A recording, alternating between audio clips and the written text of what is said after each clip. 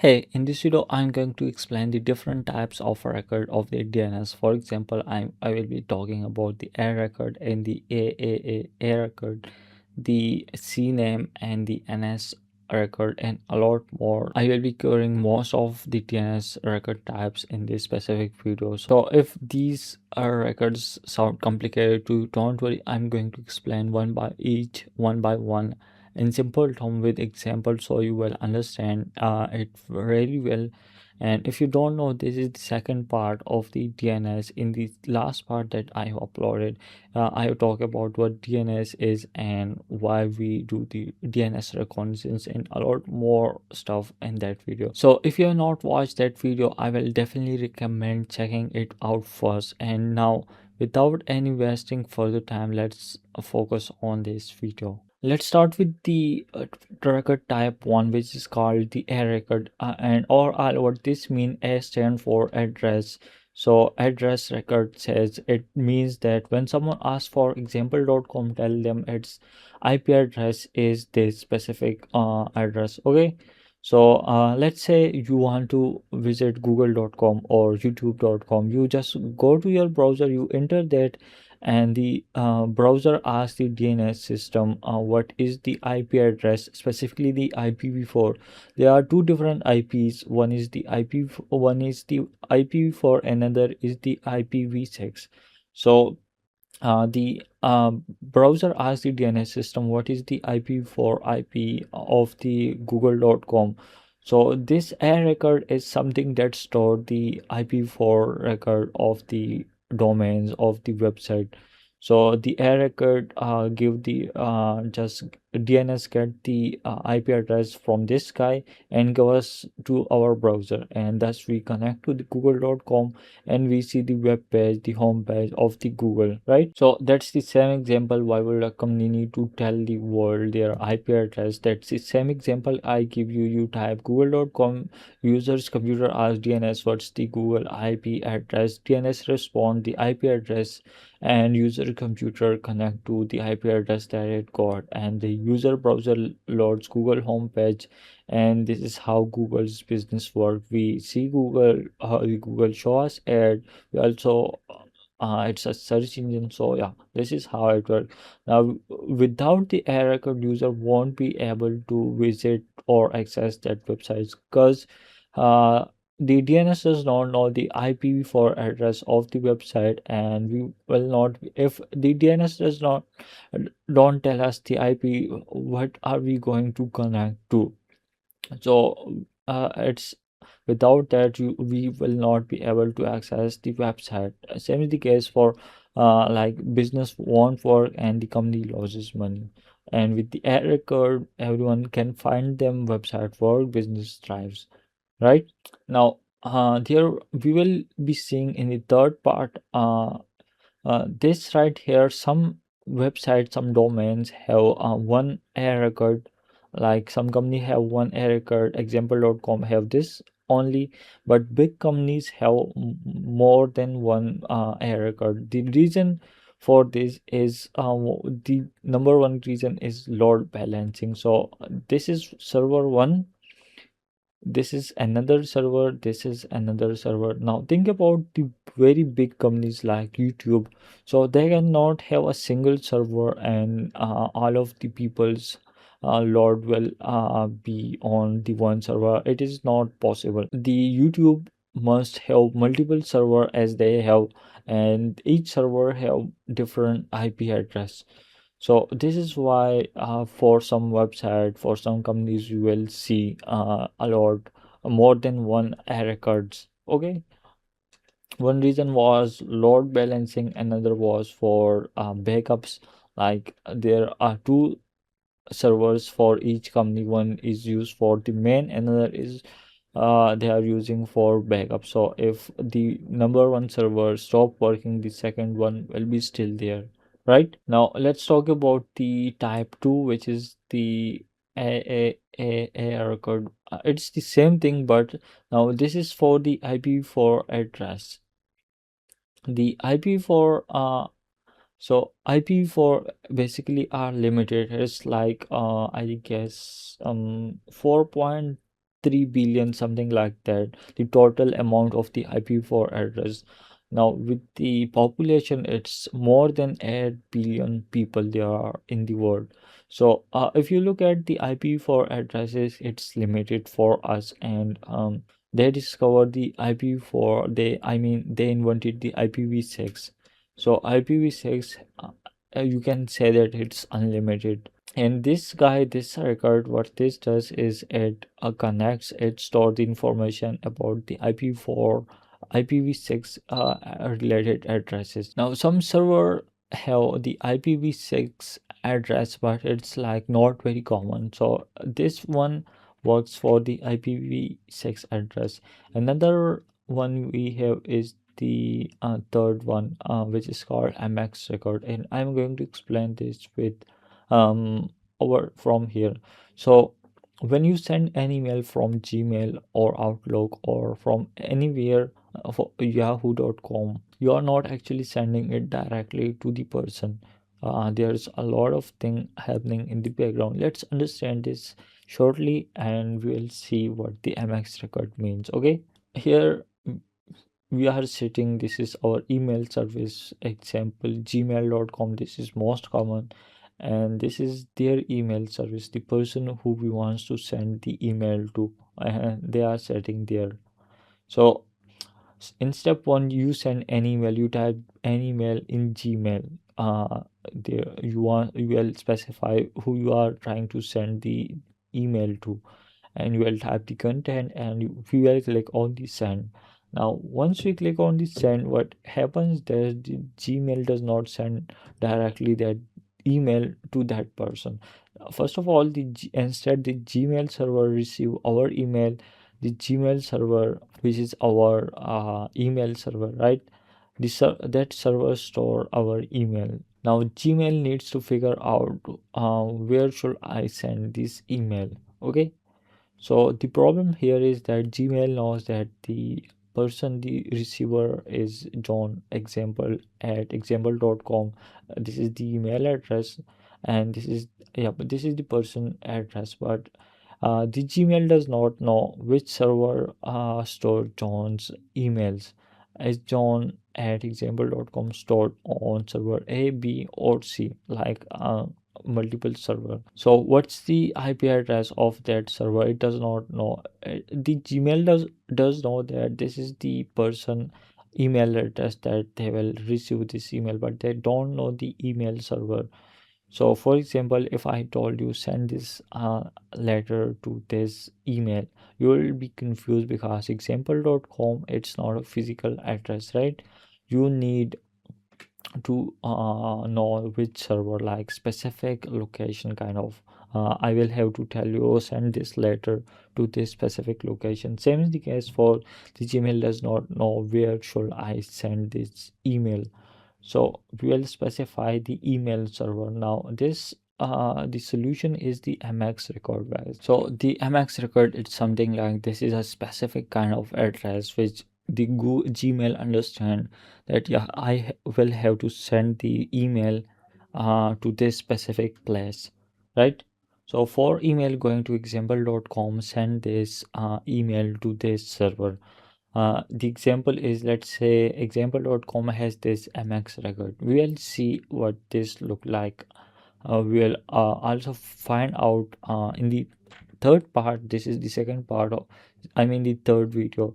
We will get the MX record of some website. Okay, so if you want to send email to someone at example.com, it will be sent to this specific email server. Now if you want to send it to another domain, they will have their own email server. So this is how the MX record works. So this is the overall flow. Let's say you open Gmail. I want to send email to this uh, Gmail email, right? So the Gmail server will think that I need to send the email to this specific domain, but it will be confused which server exactly, or like which server handles the example.com email. So it will look for the MX record and look for the email server, and then it will send it to that guy. Right now the Gmail server will send the email to that specific server that it found from the MX record. And so once the email is sent to that server MX, that email server, it will be stored there. And then when John is free or checks the Gmail, it will be the email will be there. The next one we have is the NS record. So I will be also explaining this from over here. First of all, we need to understand a name server, and then we will understand the name server NS record. Okay, so a name server is a server that answer question like what's the IP address for this specific domain. So example, you want to go to google.com, your browser asks what's the IP address for google.com. A name server answer it's that specific IP. So your computer then connect to that IP address and loads the Google website.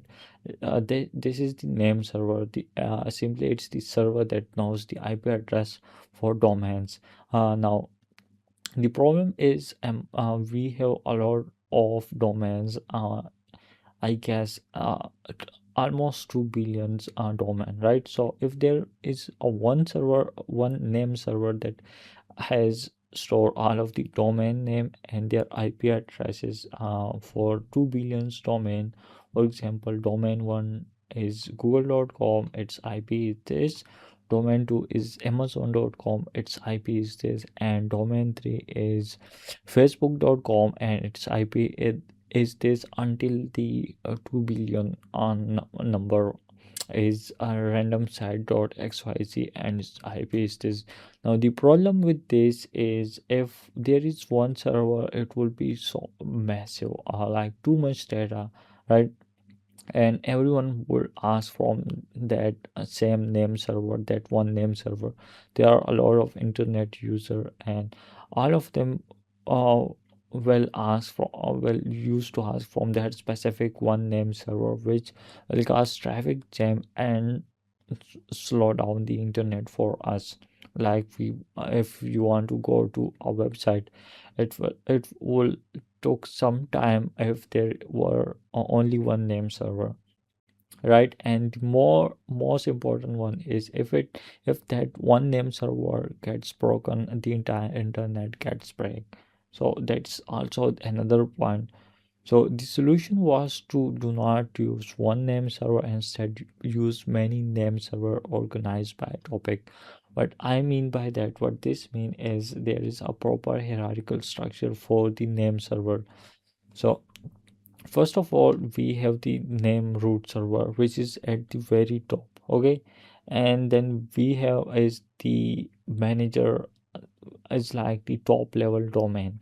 So after the root name server, we have the top level domain servers, right? So and then we have the actual name server, which store the IP address of the domain.